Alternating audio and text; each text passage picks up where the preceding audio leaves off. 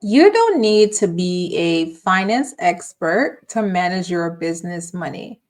But if you ignore your numbers, you are building a business that's not going to stay sustainable.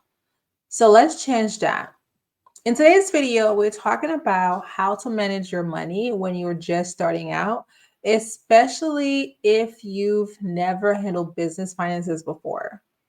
Welcome back. I'm Loudwine and I help corporate women launch and grow profitable businesses with clarity, strategy, and structure. Money is a part of the structure. And today I'm going to make it make sense for you. All right.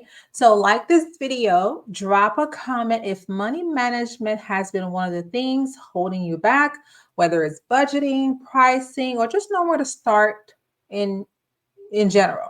Just know that you're not alone. Okay. Stay with me until the end because I'm going to share the top 3 things to set up financially in your business before your first sale ever comes in.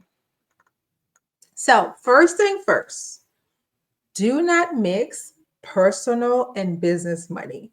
I know this sounds like it's a no brainer, but I don't care if you haven't made a dollar yet. You need to open a business bank account. Keep your income, expenses, and taxes separate from your personal life. It is one of the first moves that make you feel and operate like a true CEO. So, whenever you form your business and you have register your business with the state and they give you your articles of incorporation or your articles of organization if you filed an LLC, you need to take that paper along with your initial deposit. I think some companies do $100 all the way up to 1,000 if you do Chase Bank. But either way, use that document, your ID, of course, and your business employer ID number, which is your EIN for short. Take those 2 paper and go to the bank and open a business bank account. Okay. And number 2, you need to create a simple startup budget. You don't need spreadsheets for this or apps right away. So you need to write down, what do I need to launch? This could be your EIN, your LLC paperwork, your branding, any systems that you might think you need, right? And how much do I expect to earn monthly once I start? And also, how long can I fund my business while it's growing? Okay, start these 3 things is what you need to start creating so you know exactly how much money you need to spend or budget to use towards your business. All right. So, again, what do I need to launch? How much money do I expect to make from my offer? And how long can I fund my business while it's growing? Okay. So you just start lean, but don't stay messy. Okay. Number 3, track what's coming in and going out. Most women say, I'm not good with numbers, but this isn't about being good. This is about being aware. Okay. So use a basic tracker, even a notebook, like the business notebook I told you about 3 videos ago. Okay. You can put down your revenue, your business expenses, the owner pay, how much you pay yourself, because you need to pay yourself, and taxes to set aside. I recommend about 25 to 30% every time you have every sale that you make. Okay. Put that down for taxes. The earlier you build this habit, the easier it gets over time. The reason why I'm saying this is because if you are overspending and you haven't made any money yet, you're doing too much.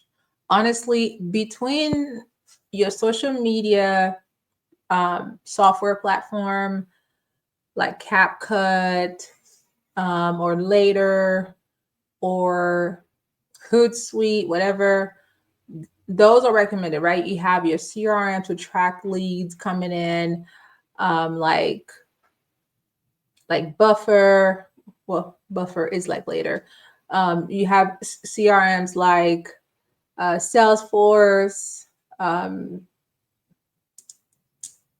It's in my mind. HubSpot. HubSpot that you can use in the meantime. It's free to start. Um, there's HoneyBook you can use as well. You can use MailChimp, that's free up until you get your 500 subscribers. There's ways to use some free software to help you out to reduce your initial expenses in your first year in business. And as you get more money coming in, keep your expenses 30%, because the other 30% you need to set aside for taxes, right? So try to keep as much of your revenue as possible and as less or even any expenses in your first year. All right. And then you got to pay yourself. So definitely set aside taxes for that. All right. And number 4, don't undercharge just to get clients. I get it. You're new and you want experience, but if your pricing doesn't account for taxes, tools, and your time, you're not building a business. You're funding a hobby. So you need to price with this strategy in mind. Taxes, because I just explained to you how much you need to set aside, how many tools you're using, how much it's going to cost you per month, and your time, and the value you are offering people in your offer in the time frame that you are offering. Remember in the last video, I talked about how to create your offer that sells, right? So think of it like that. How much time will it need for you to deliver what you claim you're going to deliver in your offer? And how many tools you need to use to deliver what you're selling online, and how much is left for you to pay yourself and also leave some in the bank for you to use and also pay your taxes, so all of that comes into play.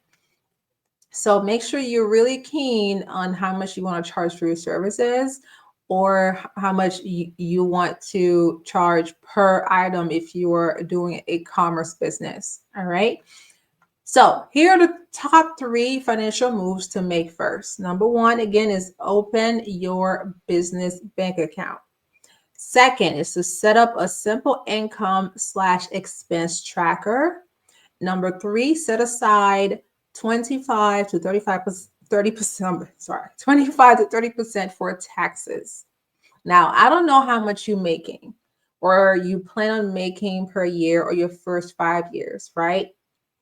Business taxes can really make or break you if you're not careful. All right. So look into that prior to you doing anything more than what you are doing now. All right. So you don't need to be perfect. You just need to be proactive, at least when you're first getting started. You can definitely grow over time in these steps. But for now, I think these are reasonable to do for you to be careful when it comes to managing your money when you're first starting out.